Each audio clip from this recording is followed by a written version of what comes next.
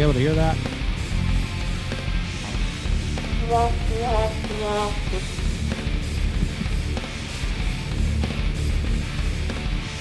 So I was able to load some fun shit on here. All right, then listen. Oh, yeah, sorry. I didn't know you were already online.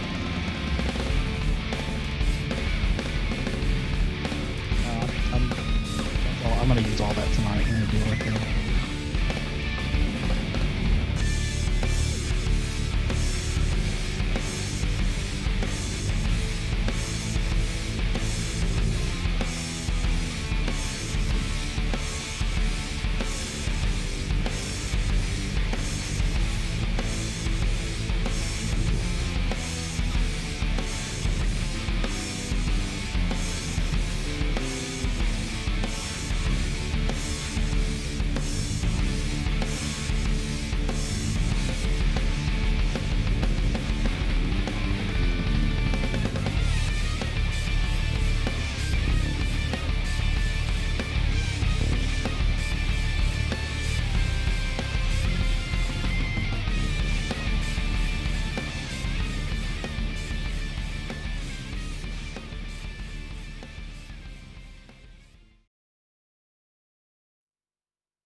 Welcome everyone to this Friday's edition of Signals from Mars, presented by the Mars Attacks podcast.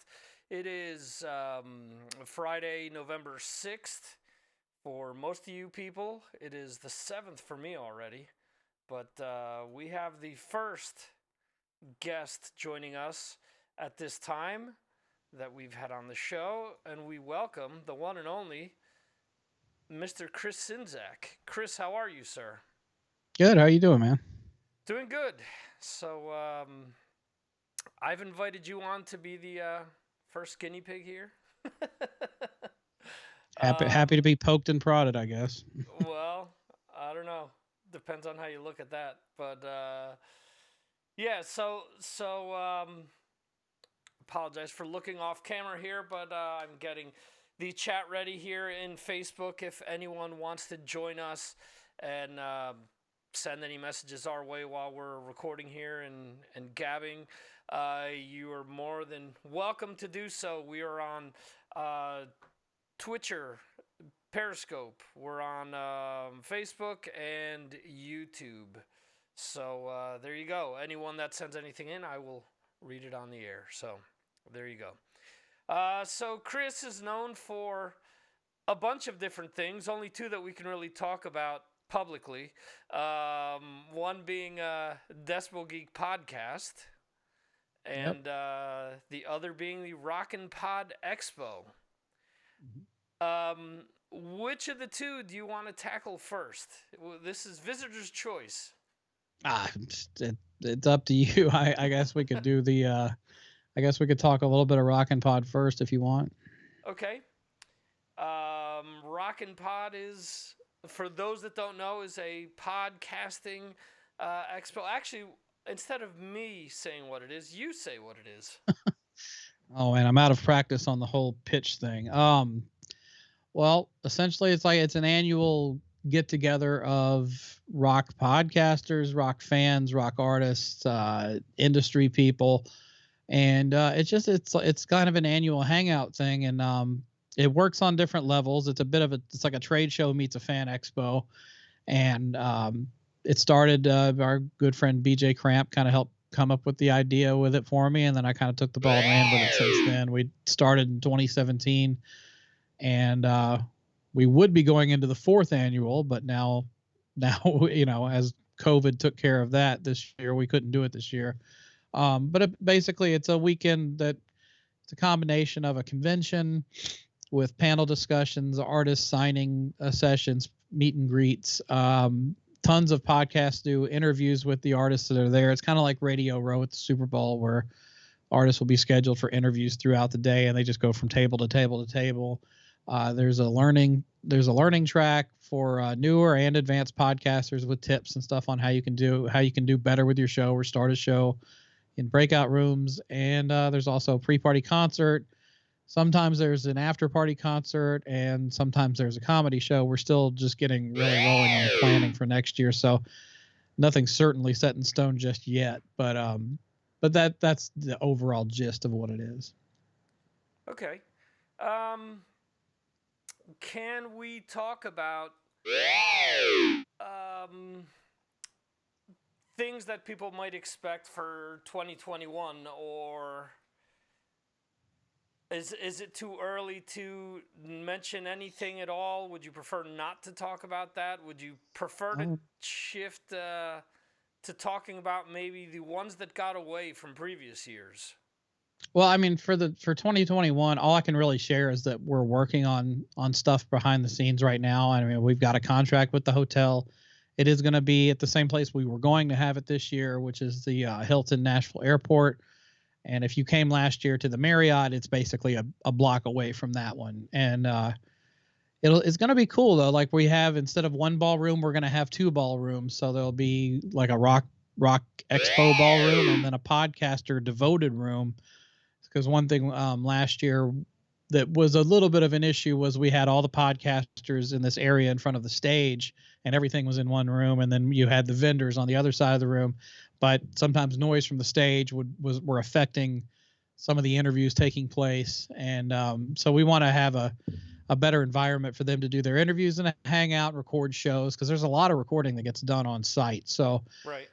It's a better environment for them. There will be a few vendors, but it'll be like podcast related vendors in that room with, podcast gear companies, maybe some hosting companies. I'm working on agreements with some of them to be there. So we're going to have the podcast industry represented, and there's some exciting stuff that's starting to take shape behind the scenes as far as some companies coming on board to help sponsor and also provide gear and stuff like that. So that'll be, and also in the podcaster room, there will be a third of the room will be for live podcast sessions taking place on a stage.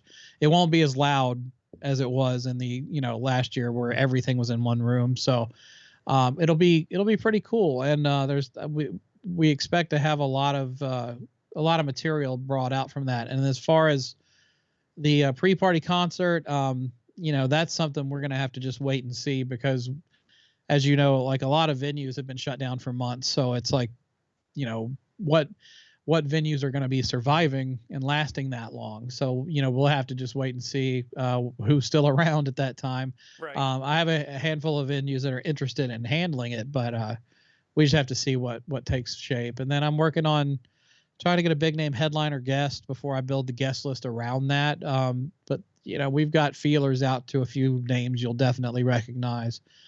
And but yeah, that's basically where we're at now. I mean, anything I really share at this point is it's just tentative at best. So I'd rather not get someone's hopes up. We're planning on doing this, and then it doesn't end up happening. So right.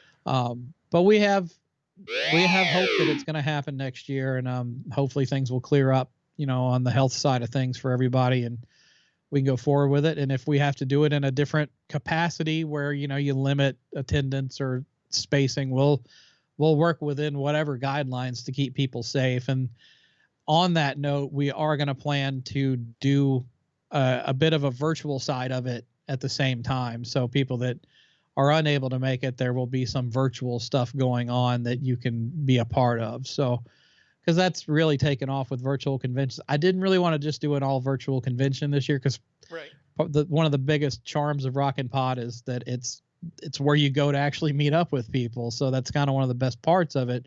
So, but there are some things we could do virtually to kind of expand the audience a bit. But yeah, that's kind of where things stand right now. Okay. And Jeremy Weltman, one of my patrons over in the UK, is asking, where's it held? Nashville, Tennessee, at the Hilton Nashville Airport.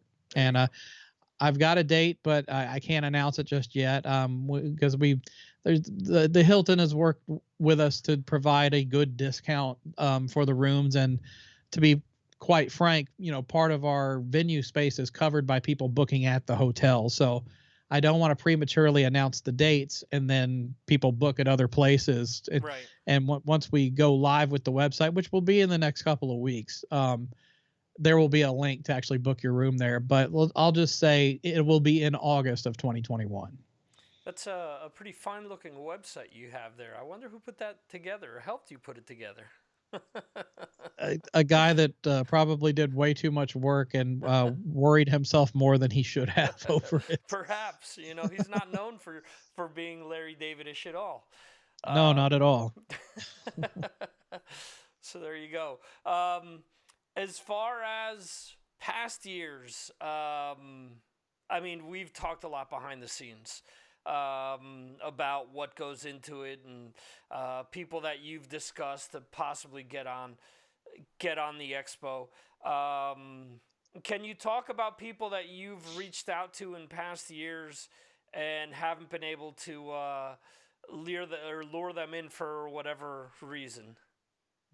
I'm trying to think of any that would be like super interesting stories to tell, because a lot of it is, I've reached out to a ton of bigger names that they just don't respond. Right.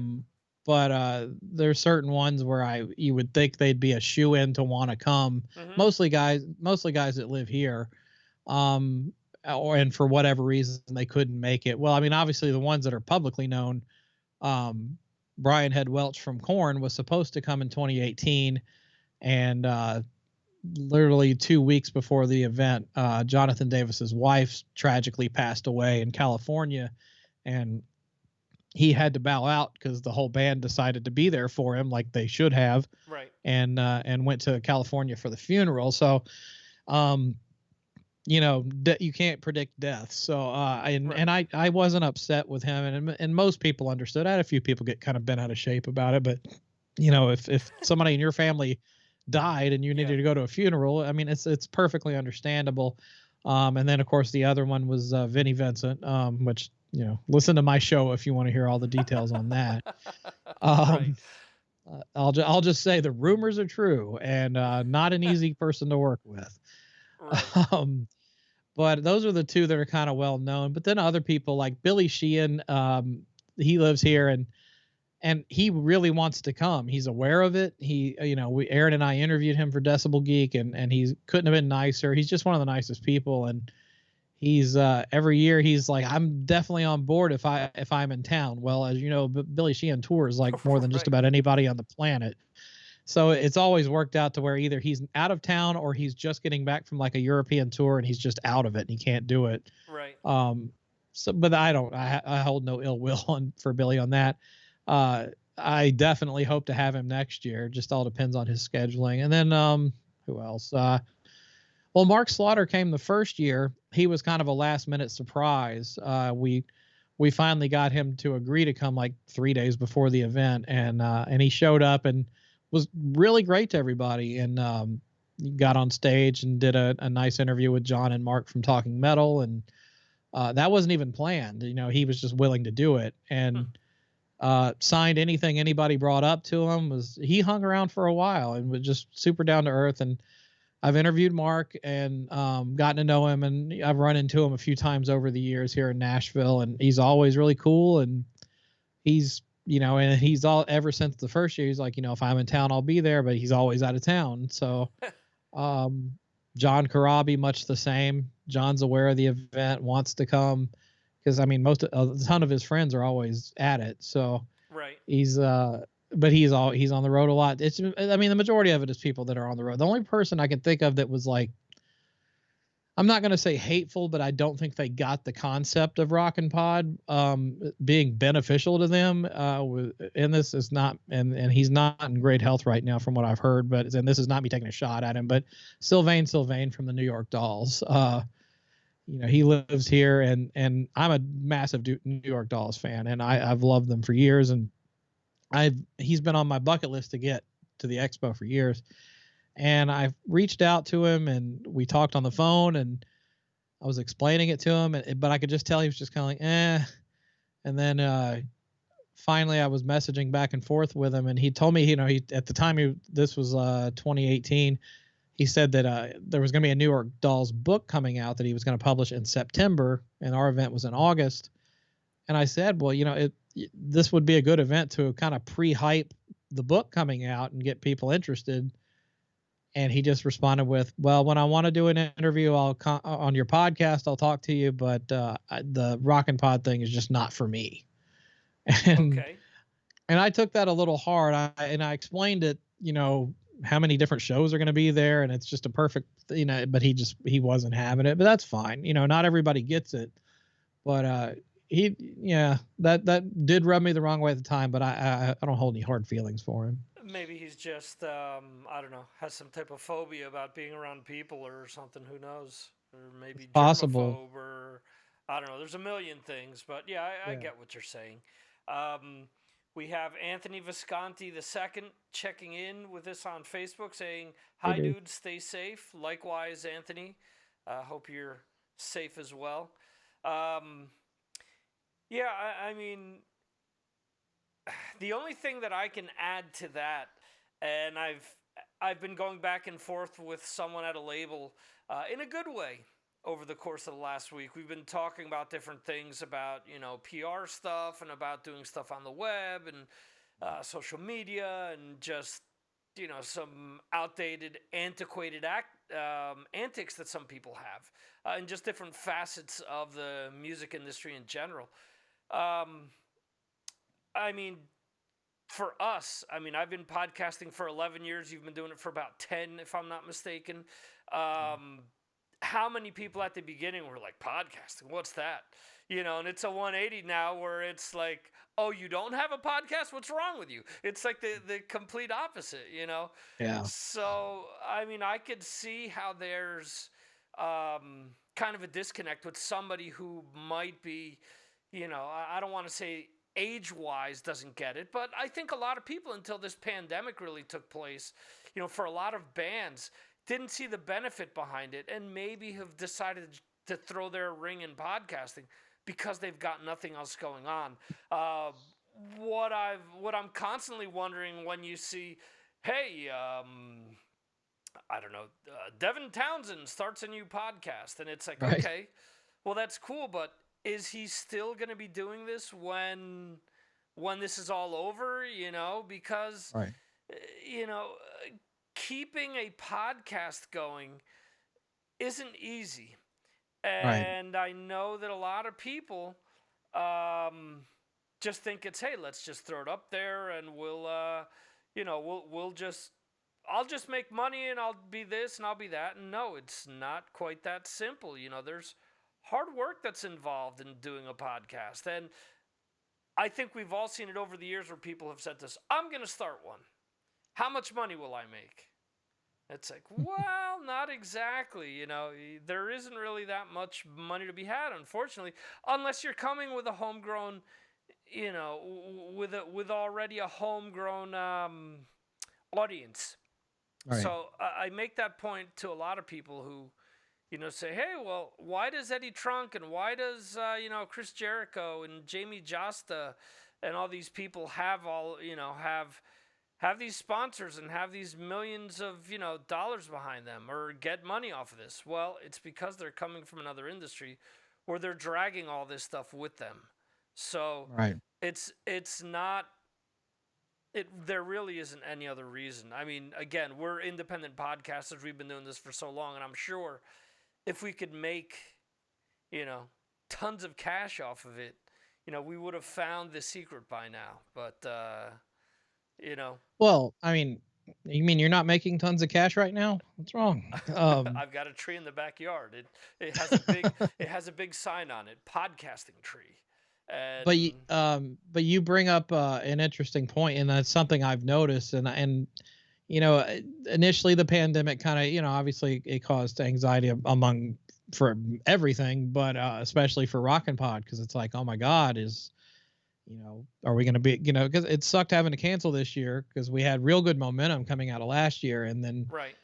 It's like, what's going to happen in the future? And there was a lot of doubt at first, and obviously everything is still dependent on where the world is on a health scale next year. So sure. That there's still a lot of unknowns, and this thing is not turning the corner like some people would like you to believe. But right.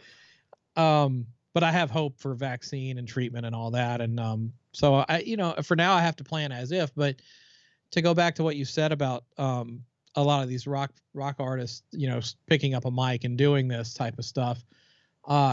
I think it's actually helped the medium quite a bit because, when you get people like Lizzie Hale or Devin Townsend or Rob Flynn from Machine Head right. doing their own shows, and it's not so much podcast. I mean, podcast is part of it, but it's just it falls under the umbrella of content creation, and right. that's where we're at with it. But it's brought a lot of new attention to this type of media. But I think that a lot of them will keep doing it, much the same as comedians doing podcasts, because honestly, artists are the best people to be doing a podcast for the reason that, just like with comedy, if you're a stand-up comic and you're traveling to, Yuck Yucks in Fort Wayne, Indiana or whatever, right. You need to get the word out about that show. So if you build a podcast that has a devoted audience and you're entertaining people on a weekly basis, chances are you're going to have people that are within an hour of driving to that place, and they get to go see it. So it's the best. It's like a digital flyer for people's ears. Right. So, and it's the same for musicians. So I think even once touring starts, they'll keep doing it because it will turn into dollar signs. I think you were referencing people in the past going, I'm going to start up a podcast because I'm going to make money. It's not. It's like an indirect stream of income. It's like if you think you're going to get it directly from podcasting, probably not, but you're using it as a conduit to get money from your touring or from other stuff, and because I think it'll continue. I think a lot of the artists that are doing it are seeing like, wow, this is a great way. This is better than just going through a PR agency that puts an email blast out every month. This is them directly to the fans, and people open their wallets up when you you talk to them directly, especially if you're somebody that's well known. Yeah. You again, this was part of the conversation that I had with this other person the entire week, content creation. And I think for an artist as well to continue to do this, they don't have to, I don't want to say work as hard at it like we do, but someone famous like that could honestly do a 10-minute podcast and it could be gangbusters. Will Sasso used to do that years ago. And I've actually read up on information on podcasting over the last few years, and you've got two extremes where people are really into really long shows and people are really into really short shows. And there's like a lot. I mean, I'm subscribed to like the Webster's Word of the Day and the NASA, innovation podcast, which are all like a minute, 2 minutes. There are others that I'm subscribed to that are like 10 minutes long. And it's just one of these things where a band, like you're saying, hey, we're playing Fort Wayne, we're playing Nashville, Memphis, Louisville. We're going to drop by Josh Toomey's backyard and do a show at some point. Come see us. In the meantime, we played these other shows. This stood out to us. Today marks the whatever anniversary for the band.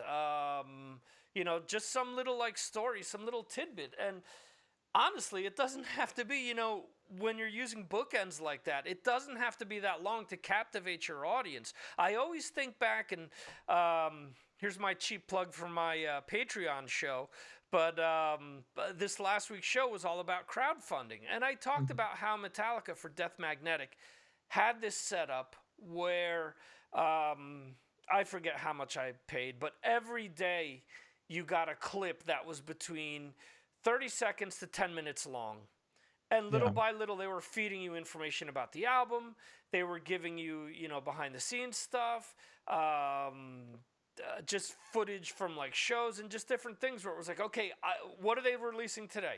It really got you motivated to see that and to hear the album and stuff like that. And then when the flip side, what I talked about during the episode, was bands that I felt really, like, let me down as far as crowdfunding goes. There's an artist who's releasing a double album now, and one of those double albums is the second album is a covers album. And now that covers album was part of his crowdfunding for a bunch of other albums he did a few years ago, where people had asked about that. And then once he signed with Nuclear Blast, like, we got nothing else as far as the crowdfunding was concerned. So it's kind of a letdown that all these years later, he's finally releasing it. But that was like kind of like one of the special things he was doing like years ago for this other crowdfunding thing. So I think you have artists that really know how to work things, and you have others that, I don't want to say take their fans for granted, but just by giving it a little effort could really do something special and, you know, offer something really over the top, I think. Oh, and that's the name of the game is just putting stuff out there. And, you know, I'm not going to name the label or who the friend is, but I had coffee with a friend of mine a year or so ago that he's a big rep for one of the labels that puts out a lot of stuff by bands we love. And he told me, you know, again, they deal with sometimes with the older rock bands that we grew up on. And one of said rock bands that we all grew up on had an album on the label, and they put out the record and they didn't do much of anything as far as providing extra content on their socials or anything. And then they had the gall to go to my friend and say, why the hell is this not selling like it should be? Mm-hmm. And he was just like, I'll level with you. You have to put in the work that, you know, you have to do more. It's not nobody has $1 million, you know, media budget anymore from a record label. It doesn't happen. It doesn't exist. You know, if records actually sold in giant numbers, you would have that kind of disposable income. But, you know, the label's taking a risk on you to start with to distribute it as it is. They're putting all the product together. So, and they're giving you the advance to do the record. So the least you can do, and the least you should do, is show some appreciation for your fans and give them something. You know, the age of the pageantry of rock stars that are behind a curtain that you can't get to. That's all dead. Yeah. You have to, people want to connect with you on a personal level. They want to see you, you know, do a video from a tour bus or a video from the studio or even just do a little FaceTime video and just go, hey guys, thinking about you. Thanks for buying the record. Little stuff like that adds up. It equals sales. And this person from this said band that we grew up on wasn't going to hear it. And their album sales went in the toilet for the record. The record kind of sucked, in my opinion. I'm not going to say what it is, but at the very least, you should make the effort. Again, that's a recent discussion of mine where bands are placing money in the wrong places, and they're going for, you know, old school things that worked with terrestrial radio that just doesn't work anymore. So dumping money into social media and having someone run social media for them is a lot more important than a lot of the other stuff that they're possibly doing, you know. So so let's talk about Decibel Geek a little here. Decibelgeek.com is the website for all of you that do not know. You know, I thought I had the website open. Let me open it back up here. But there you go. Another. It's loading. Another fine. Another. Oh no! I opened up the wrong thing here. That's why. No, it's opening right up for me. No, I clicked on the wrong thing. I somehow backed out of the website before, and and I had Google open. I clicked on the first thing, and it took me to something else. So let's just go over this real quickly. So the latest post you have here, our Rock and Roll Hall of Fame Part 1, which is episode 429. 428 is Rock Mag 87. You have a review for Armored Saints Punching the Sky, and another review for Tyler Bryant and the Shakedown. Pressure album review. He's from Nashville, if I'm not mistaken, correct? I don't know if he's from here, but he's based here now. Gotcha. Again, we just mentioned that Decibel Geek has been going on for 10 years, for a decade. You and Aaron Camaro, you guys are now venturing into live streaming as well. Mm-hmm. So even though, you know, you're kind of being a guinea pig here. You're still kind of fresh on your end as well. This is going to be what, like your third episode doing a live stream? Yeah, kind of. I mean, like, well, with the first, we were completely unprepared for the first one. It was the day Eddie Van Halen died, actually a month ago today. Right. We were trying to get our ducks in a row to, brainstorm and everything on what we can do live. And once it happened, I was just like, I contacted Ron and Aaron. I was just like, why don't we just go live tonight? Mostly just because we wanted to, share in our grief, and I'm sure other people wanted to say what they thought that happened. And when we mentioned that we were going to go live, I had several friends of ours, musicians and other podcasters, that were like, hey, can I be a part of this? And we just brought people on. We all kind of mourned together. It was it went really well, but it was definitely under the toughest of circumstances because we were all super bummed out and kind of in shock. But it went okay. And then like it was a double whammy that week, because then the following day, Adam Cox, who was a big contributor for our website and Facebook page, and a good friend from the UK, passed away suddenly, and when no one saw that coming. Yep. So for that, we did a live stream that Friday to kind of honor him and share our stories. And we had Rich and Wally from CGCM. If you don't know, Rich and Wally were very instrumental in getting Decibel Geek rolling, especially the website. And Rich ran the website for a very long time. And we did the same thing that night. We just sort of shared in our grief. So those were, I don't know if I'd call those like official live stream episodes. So they were kind of like one-off things. And then we took a break, and after a couple of weeks, we're just like, let's just start doing it. And we're doing this tonight. Next Friday, we will not be doing it, but it's going to be, we're just calling it Friday Night Live. I couldn't come up with a better name. So I was just like, there could be Saturday Night Live, and we'll have Friday Night Live. And tonight we're going to have guests and stuff in the future. We'll have, organized segments. There will be some cool stuff that we're working on, but tonight's going to be kind of the test run. And we're just going to hang out, talk about rock news, and, play funny clips, and, just hang out and talk to whoever wants to watch. But going forward, we're going to be trying to, after next week, we'll probably be doing it on a weekly basis at least. Can you give us one of those funny clips? You were kind of playing something off air. We got any people tonight that are high? I figure that would work out for tonight, considering, my co-host, but that's great. Fine. But yeah, and then I've got All right! Gotta have that. Yeah, Paul Stanley's the gift that keeps on giving. I've got other ones. I'm saving them for my show. There you go. Oh, okay. My bad. Jeremy chimes in with regards to the Armored Saint album and says, surely a 9 out of 10 for Armored Saint. I just browsed it and there's no score at the end. I'm disappointed, but I'm sure it was a good score nonetheless. Anyway, so that's decibelgeek.com, excuse me. And we also have ROCKNPOD, which is the other site that we talked about before. And for those, we have to get to work on that one. Well, we've got some groundwork there, but there's more. There's definitely more to do.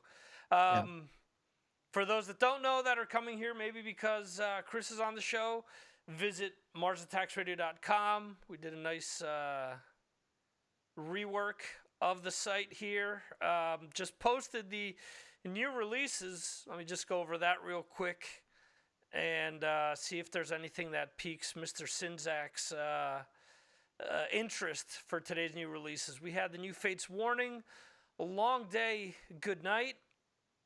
If you go to the site, you'll see a video for Begin Again and the Spotify playlist for the album. There's Alter Bridges Walk the Sky 2.0 EP. Essentially, the EP is just one song and a bunch of live tracks. But you can also find a deluxe version, which has 2019's Walk the Sky plus that. So what we've included here is the Last Rites music video plus the deluxe edition for Spotify. Also, there are links to the top featured albums here to Amazon. Just so that I don't get kicked off of Amazon, I need to remind people that I am an Amazon affiliate, so I may get a slight kickback for any purchase you make using any of my links. So there you go. And the last featured album here is Orianthi's O album. I read some humorous reviews on that today. Have a video for Sinner's Hymn here, and the Spotify playlist as well, and some other albums that have come out today. Jeff Scott Soto, Lords of Black, Angelica, Dark Quarterer, which on Patreon seemed to pique people's interest there. I guess they're like a progressive doom band out of Italy, kind of an interesting mix there. There's Deluge, Eternal Idol, Igniter, Surma, Anti-Flag, Black Tusk, Pultra Morte, and Red Beach's debut instrumental album. We also have reissues from Target, Tesseract, and Belphegor. Hopefully I'm pronouncing that right. Also due to the fact that they retweeted my tweet, so thank you. And a few compilations, box sets, and live albums. Whitesnake's Love Songs, Perry Farrell's The Glitz the Glamour box set. 2 Minutes to Late Night have released Covers Volume 4 exclusively on Bandcamp. And Eclipse released Viva La Victoria CD and DVD combo. So anything that piques your interest out of this week's releases? Well, obviously the Eclipse does. I know that you're not crazy about them, but I love that band. Doesn't mean I know what I'm talking about, but go ahead. No, that's cool. I am interested in checking out the Fates Warning. I've kind of come around to them lately, so I'm interested in trying that one out. But progressive doom. I don't know how you define progressive doom, but I don't know. I have to check that out. I'm pretty far behind on my listening habits lately. So and the Orianthi, I saw the video for the first song. No, that's the second one. The first one, she's just in a pool with like a tritone effect over it, so it looks almost like 3D. And then there's the second one with her jumping around in lingerie and underwear, basically. Yeah, and wasn't a fan. I'll just say that. Well, here's my thing. I'll mention this. Some of the reviews that I read said things to the effect of, well, she had all this potential, but she's not showing it on this album. And my first thought was, A, it's Frontiers, so you kind of know what you're getting from Frontiers. B, her solo albums have always been like pop rock. I mean, it really, yes, she has bluesy ballads in there and stuff like that. She has worked with Alice Cooper. She has worked with Richie Sambora in various scenarios. But she's always been more or less a pop rock artist who throws in some hard rock overtones. And yeah, she can shred and she can play very well. But she's also playing to her audience. And what I was trying to get at with what I wrote up about the album is I don't see that what she's offering varies that much from, say, what a Lenny Kravitz offers, where it's rock-based and it's still got different things to get her on the radio, basically. So, well, I mean, I don't know. I just heard the one song that was in the video, and it was okay, but I mean, I love that According to You single she released all those years ago. That's her biggest song. That's that's nothing but a pop song, but the guitar playing's amazing, but the hooks on it are great. I mean, I don't know. I can appreciate a pop song if it's got good songwriting, right. And that one did, but I have to listen to more of the record. The video was just a tad bizarre for me. Yes. Okay. So let's get into some headlines here. Let's go around the bell, per se, see what we have on Blabbermouth. Let's see. So we have Airy played bass on Painkiller. I saw that. Airy as in Don Airy? Don Eric. Well, he played keyboard lines to do the bass parts, is what he's saying. For the song Painkiller or on the album? Oh, for the album. Huh. He claims in the article that Ian Hill was ill with something at the time and couldn't do it. Interesting. Okay. Yeah, I had no idea on that till I read it today. Okay, so we have, let's see, Adrian Smith was uncomfortable with violent imagery, so he wasn't into the Eddie stuff like the cover for Killers, for example, and he points out that he really liked Brave New World. Kind of odd, so many years later, but he's entitled to his opinion. Sure. And Jericho gets roasted for his tweet on the election. He tweeted something to the effect of not being a political person after donating to one of the two campaigns, and wonders why the votes haven't been recounted when, in the last 20 years you had Bush Gore, which took 36 days to be counted. So I don't know we'll get that far into it, but nothing new. I mean, it's not the first election that's taken a while, but yeah, no comment on that. I don't know, man. The that was it Metal Injection that posted that article, I think it was them, about, because they kind of did a little gotcha journalism on it and found out that he like donated money to Trump's campaign. Yeah, and $3,000. But which, I mean, I don't give a damn, but like, it's just, I don't know. It's like, I just look forward to, I'm hoping that rock and metal sites will get back to reporting on rock and metal soon. Right. And I get everyone's got an opinion on this and share it. That's fine. But I just want to get back to music and deal with it that way. I don't know. I hear you. Difficult time right now. Yeah. Let's see. Dean Castronova would rejoin Journey. I'm sure he would. Yeah. I would join Led Zeppelin, but they haven't asked me yet. So there you go. Let's see real quickly what else we got here.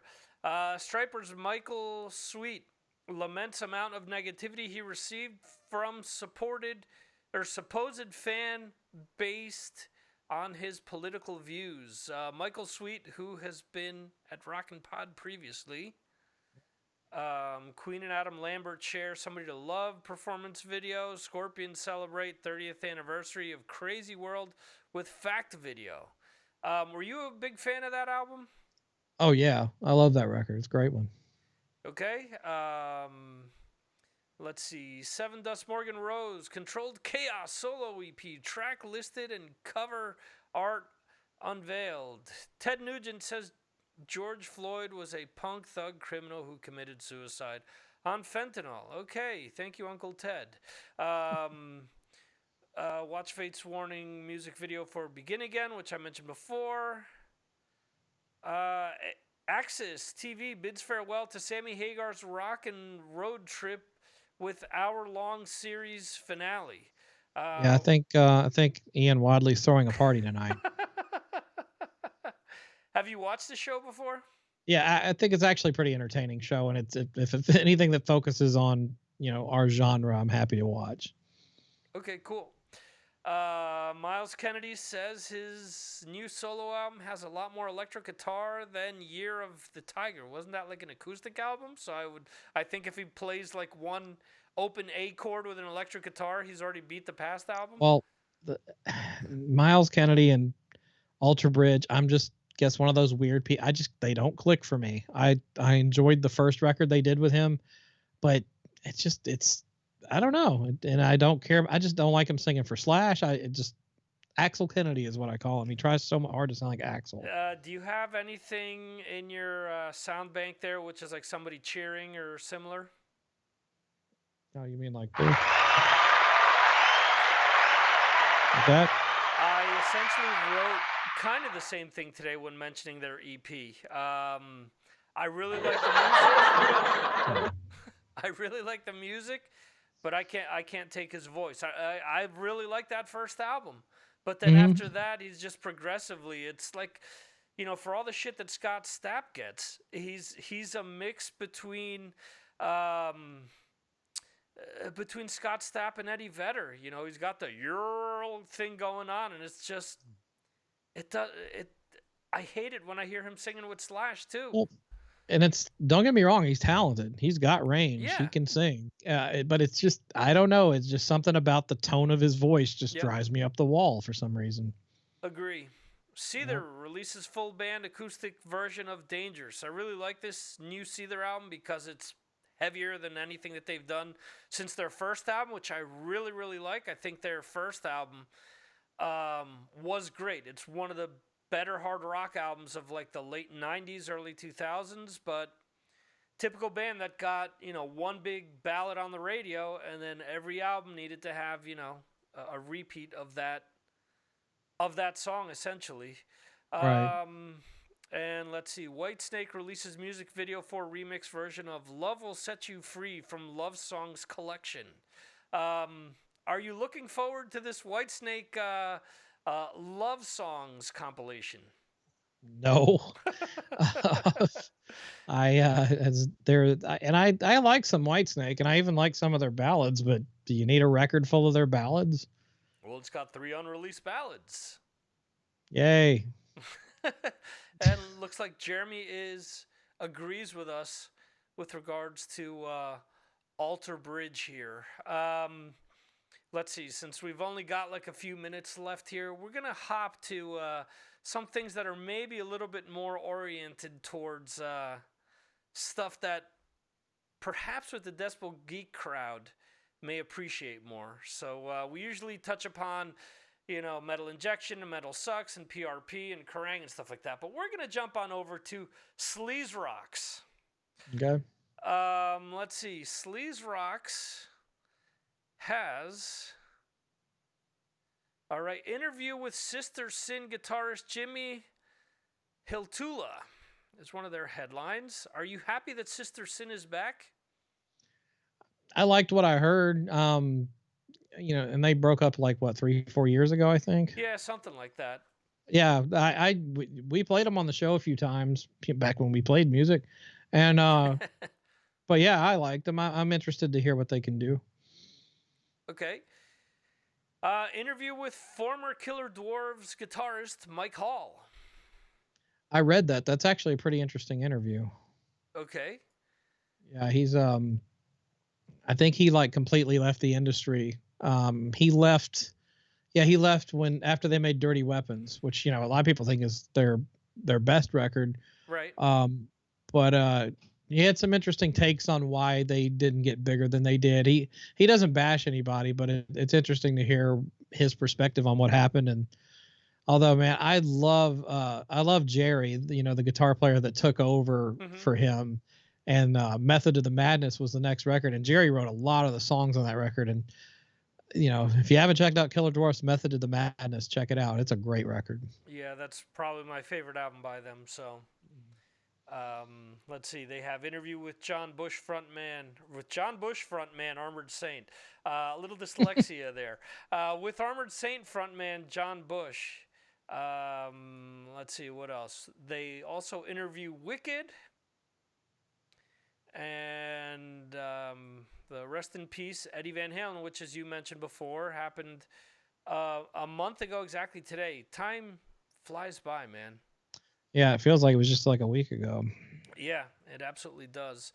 Let's see some other things they have here. COVID has created a huge level of anxiety for Spread Eagle singer Ray West. Did you like that last Spread Eagle album? I hate to say it, but I didn't like it. It was not what I was hoping for. I mean, there's some decent stuff on it, but compared to Switchblade Serenade, it's not even close. Yeah, I'm a huge fan from back in the day.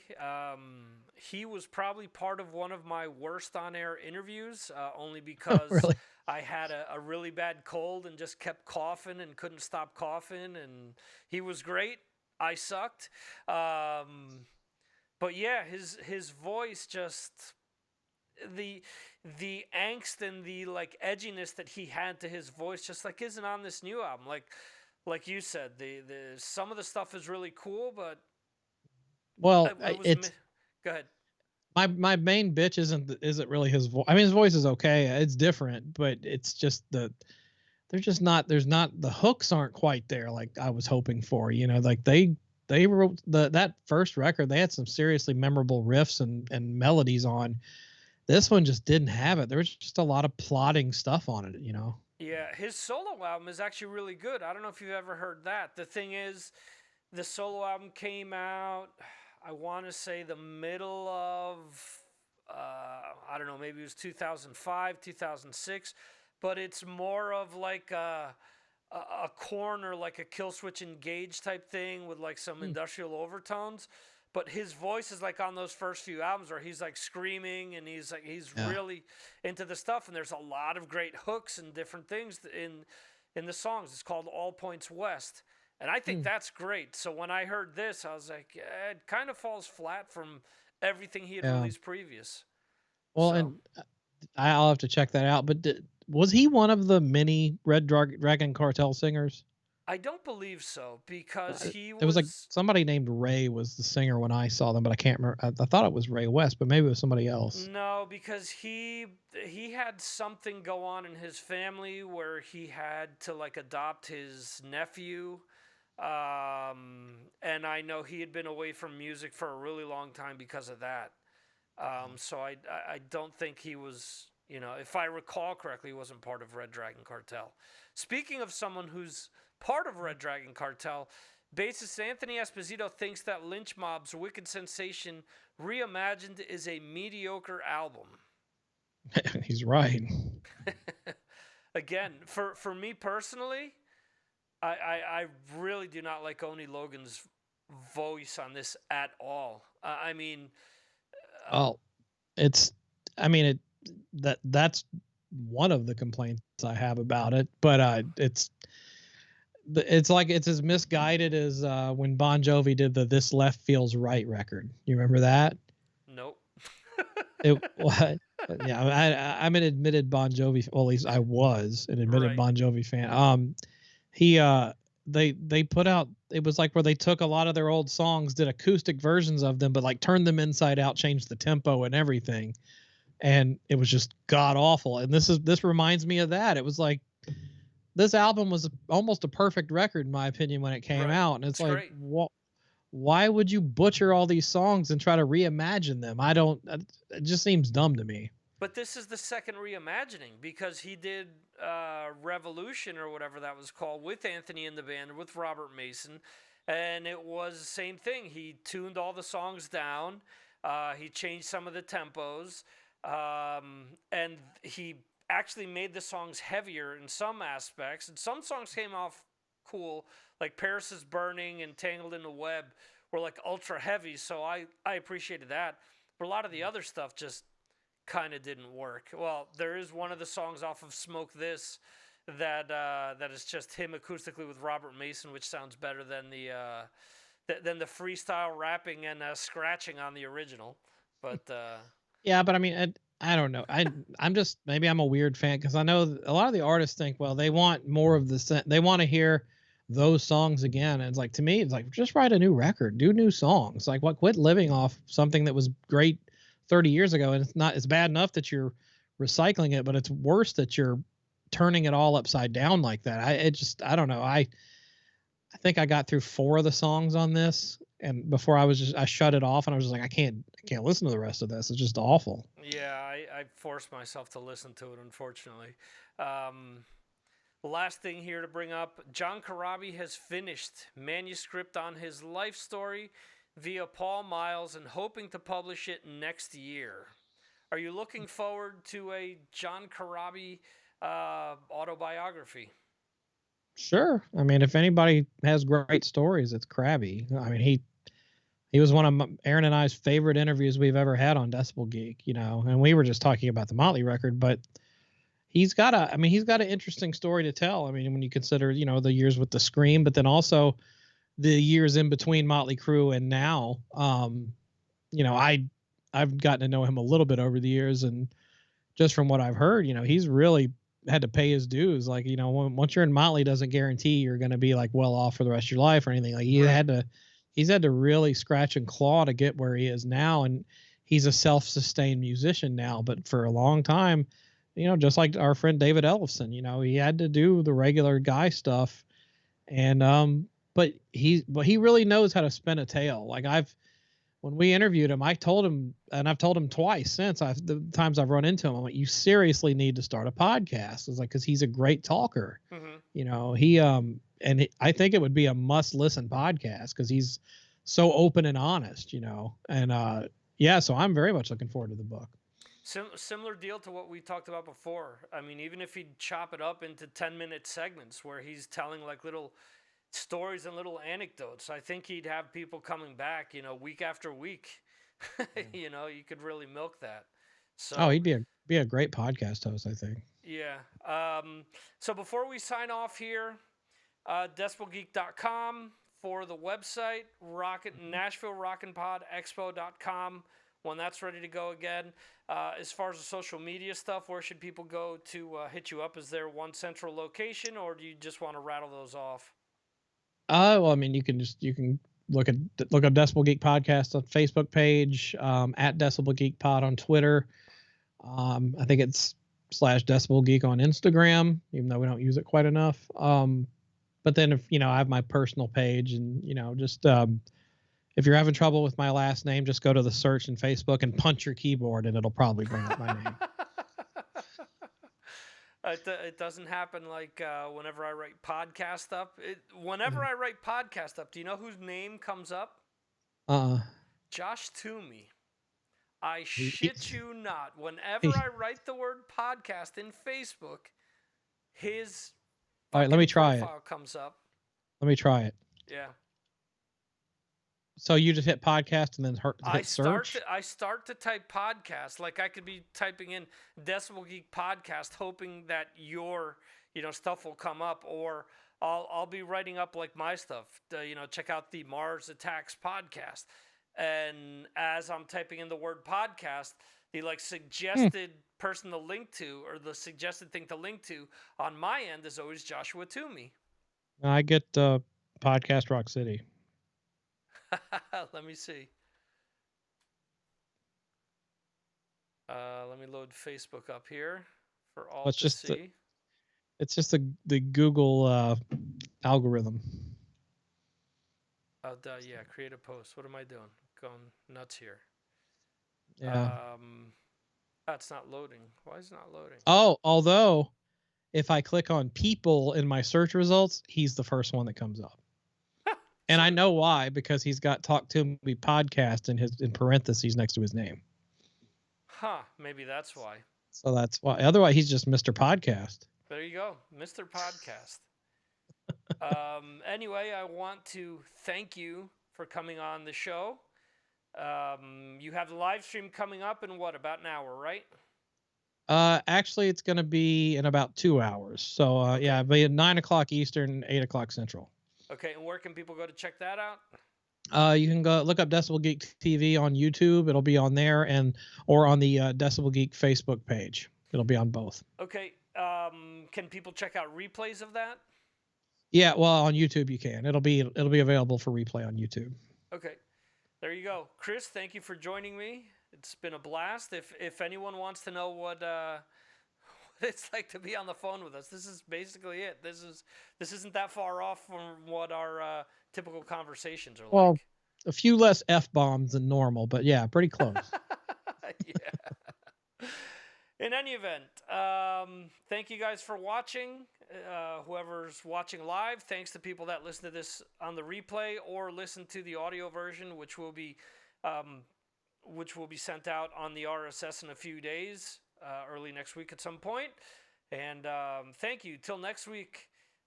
See ya from right here on Signals from Mars, presented by the Mars Attacks Podcast.